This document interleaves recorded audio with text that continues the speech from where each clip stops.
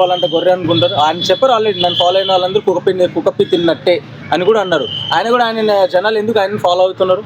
ఆయన ఒక్కటే చెప్పిండు, నేను ఒక బిచ్చగాన్ లాగా ఉన్నోడిని ఫేమస్ చేసిరు, నన్ను వైరల్ చేసిరు, ఇప్పుడు మీరు ఏం చేసినా నన్ను ఎవరు ఏం పీకలేరు అన్నట్టు మాట్లాడుతుంది. ఆయన ఏంటంటే మనము అతను ట్రోల్ చేసి అతను మీకు అర్థం కావట్లేదు. అతను ఏంటంటే మనందరినీ తిట్టేటిది, వీళ్ళందరినీ చాలామంది దేవుళ్ళని తిట్టేటిది ఆయన వ్యూస్ కోసం.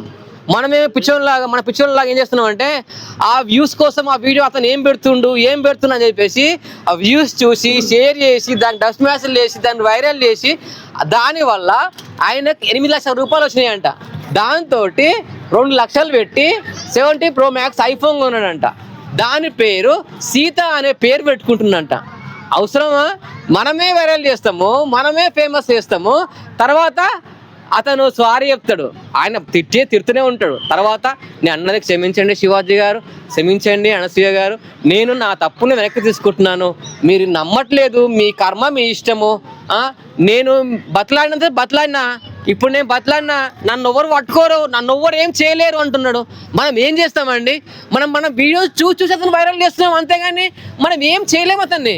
అతను ఒక దగ్గర ఉంటాడా? ఈ కంట్రీలో ఇప్పుడు, ఆ కంట్రీలో అప్పుడప్పుడు తిరుగుతూనే ఉంటాడు. ప్రపంచ యాత్రికుడు.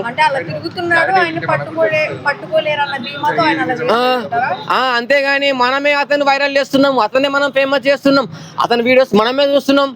ఫాలోవర్స్ తగ్గినంత మాత్రం ఆయన ఏం భయపడడు. అతను కావాలి డబ్బులు, అతను ఆల్రెడీ సంపాదించుకున్నాడు, 10-20 కోట్లు సంపాదించుకున్నాడు. అతని వ్యూస్ అనేది, ఫాలోయింగ్ అనేది ఖచ్చితంగా వస్తుంది. మనం ఎంత ట్రోల్ చేసి ఎంతసేపు చూసుకున్నా అతని వీడియో పెట్టి అతను వైరల్ చేస్తున్నాం, కానీ ఆ టాపిక్ వదిలేసేయండి. ఇంకా ఆ టాపిక్ మొత్తం వదిలేసేయండి. మళ్ళీ ఇప్పుడు ఇన్స్టాలో ఇవన్నీ వస్తున్నాయి కదా, చిన్నపిల్లలు రిస్ట్రిక్టెడ్ ఏరియా అని చెప్పి కూడా వస్తున్నాయి కదా, కొన్ని కామన్ పాయింట్స్ ఇష్యూ అవుతున్నాయి. దీని గురించి మీ స్పందన ఏంటి? కామన్ అంటే అవన్నీ వచ్చేస్తున్నాయి, అవన్నీ ఇన్స్టాగ్రామ్ మొత్తము అవన్నీ తీసేయాలి. ఇన్స్టాగ్రామ్ వల్ల చాలా మంది ఖరాబ్ అవుతున్నారు, అన్ని బూతు అవన్నీ పెడుతున్నారు, దానివల్ల కూడా చాలా ఇబ్బంది పడుతున్నారు. సరే, మరి ఇప్పుడు అన్వేష్ గారు ఇలా చెప్పారు కదా, ఇప్పుడు ఆయనని దీన్ని అంటే ఈ యొక్క దాన్ని ప్రాబ్లమ్ని అరికట్టాలంటే ఏం చేయాలి? ఇప్పుడు వాళ్ళ ఫాలోవర్స్ ఎవరైతే ఉన్నారో చాలా మంది దాకా ఒక 2 లక్షల దాకా తగ్గిపోయారు. ఆయన ఇంకా చాలా మంది ఫాలోవర్స్ ఉన్నారు, ఇండియా వాళ్ళు ఉన్నారు, వేరే వాళ్ళు కూడా ఉన్నారు. దీన్ని అరికట్టాలంటే ఏం చేయాలి మరి? ఆయన చెప్పారు కదా, ఇన్స్టాగ్రామ్ లో 18 lakhs ఫాలోవర్స్ ఉంటే ఇప్పుడు ప్రజెంట్ 13 lakhs ఫాలోవర్స్ ఉన్నారు. దగ్గర ఒక 15 రోజులలో అతనికి 5 lakhs ఫాలోవర్స్ తగ్గిరు, ఇంకా 13 lakhs ఫాలోవర్స్ ఉన్నారు.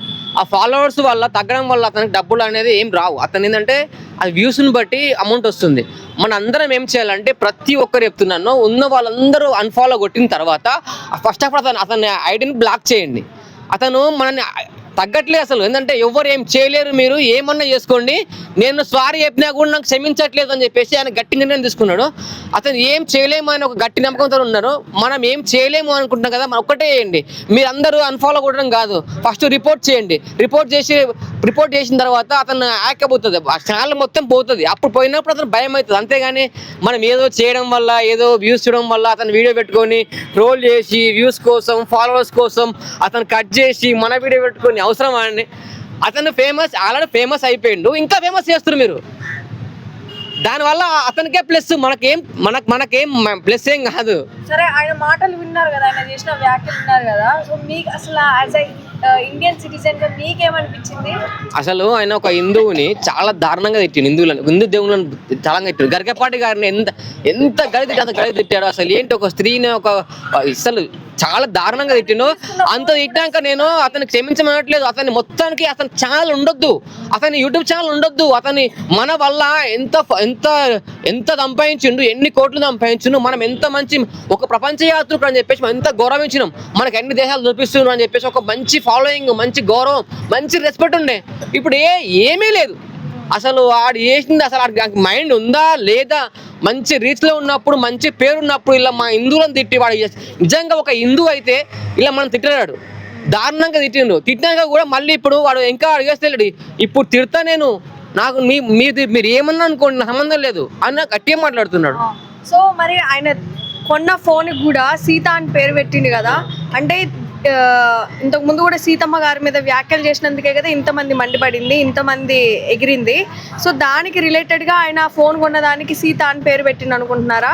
అది కాదు అంటే మేడం, ఇంకా జనాలలో కోపాన్ని ఆకృతిని అవన్నీ పెంచడానికి అంటారా? లేదు మేడం, అతనికి ఫస్ట్ ఆఫ్ ఆల్ భయం స్టార్ట్ అయింది.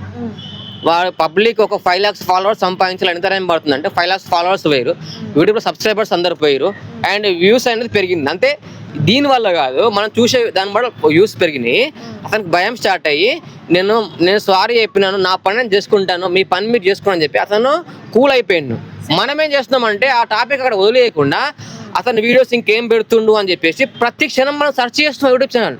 అలా చేయడం వల్ల చూడడం వల్ల అతనికే ప్రాఫిట్, మనకు నో ప్రాఫిట్.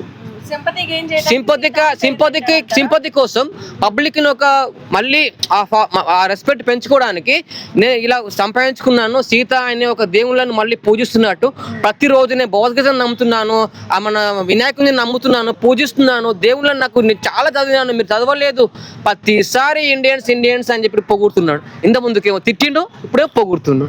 సో ఇక అలాంటి ఆ ఛానల్ ఉండొద్దు. మన వల్ల ఇంత పాపులారిటీ పెంచుకొని మనం ఒక ఆఫ్టర్ ఆల్ ఒక మనిషిలాగా చూస్తే ఎట్లా, ప్రతి ఒక్క ఫ్యాన్, ప్రతి ఒక్క ఆడియన్స్, ప్రతి ఒక్కరు ఎంకరేజ్ చేస్తేనే అతను ఫేమస్ అయ్యాడు.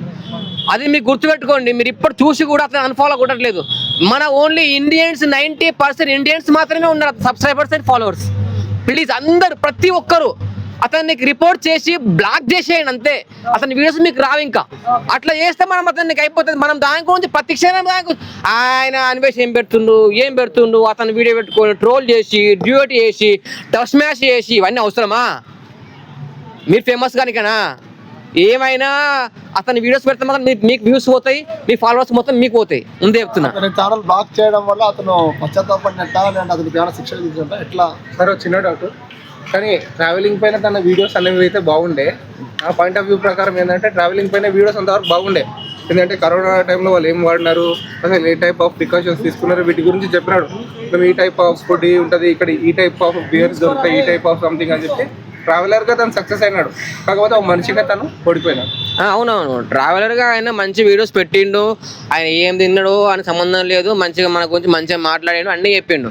ఎవరిని వార్త తినడం వల్ల ఫేమస్ అవుతుందని చెప్పేసి చాలా మంది తిట్టిండు. భయ్యా సన్నీ యాదవ్ నాయన తిట్టిండు, చాలా మంది తిట్టిండు.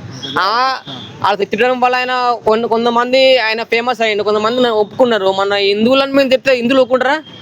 హిందువులు తలుచుకుంటే ఒక్కసారి కన్ఫర్మ్ అయితే, ఒక్కసారి ఫిక్స్ అయితే హిందువులను కాదు ఇండియన్స్ కానీ ఎవ్వరు ఏం చేయలేరు. ముందే చెప్తున్నాను. జై హనుమాన్, జై శ్రీరామ్ చెప్తున్నా కదా. మా హిందువుల దగ్గరికి మీరు ఎవరు రావద్దు, వస్తే మాత్రం మేము ఆగేదే లేదు. ఇది మాత్రం పక్కా.